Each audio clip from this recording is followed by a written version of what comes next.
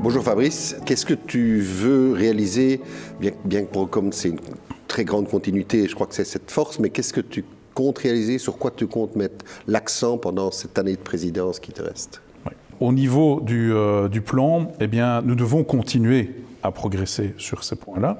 Et je dirais continuer à construire une marque qui est très forte, développer notre image, et surtout montrer la valeur ajoutée du courtier et de ses conseils. Et enfin, je dirais qu'il faut aussi s'adapter aux nouvelles tendances qui sont sur le marché à l'heure actuelle. Alors, tu les connais aussi bien que moi, c'est la digitalisation, c'est les big data, c'est l'intelligence artificielle et aussi la durabilité qui devient très importante. Et dans ce que nous allons exposer aujourd'hui, la durabilité prend un point fort important dans le plan marketing.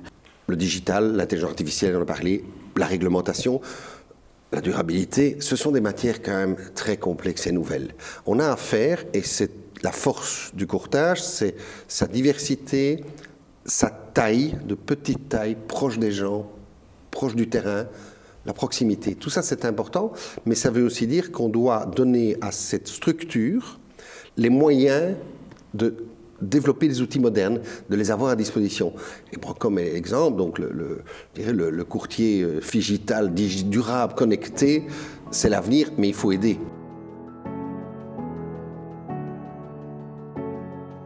On a un plan ambitieux, Fabrice, comme d'habitude. Donc pour accroître la notoriété, nous allons être présents à la télé sur toutes les chaînes francophones. À la suite de cette campagne, nous aurons aussi une campagne radio.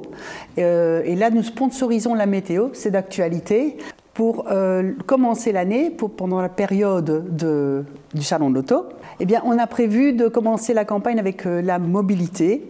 Ensuite, pour augmenter la considération, nous serons également présents sur les médias digitaux et les médias sociaux. Et une nouveauté cette année, un spot 10 secondes que nous allons alterner à la télé sur l'accessibilité du courtier. Nous allons également stimuler les conversions et pour cela, on est présent en permanence sur Google toute l'année.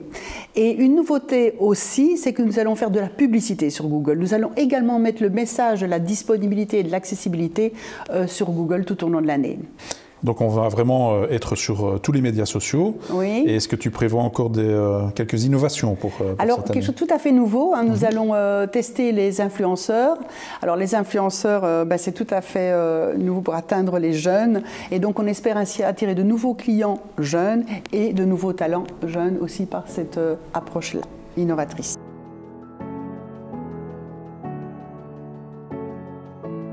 Nous accompagnons les courtiers dans leur trajet figital, Patrick.